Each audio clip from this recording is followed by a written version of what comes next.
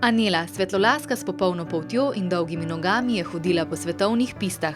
Njeno telo ji zavidajo celo najbolj priznane manekenke. Da sem nekako bila double body od Kate Moss, kar pomeni, da smo snemali za kozmetično hišo Rimmel in ona je posnela samo obrazni del, kjer se je pojavljalo telo, sem bila pa nekako jaz.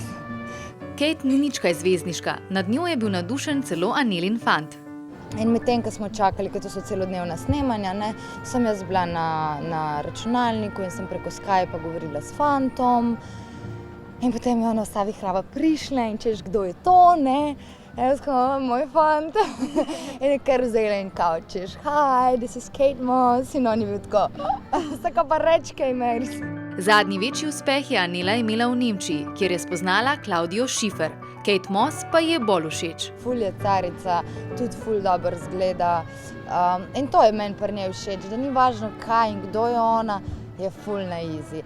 Medtem, mislim si tudi Claudia je zelo na easy, ampak ne vem, Claudia je imela skozi dvometraša za varnostnika in posebno avto in posebno to in posebno tisto. Anele ni odnesla v višave.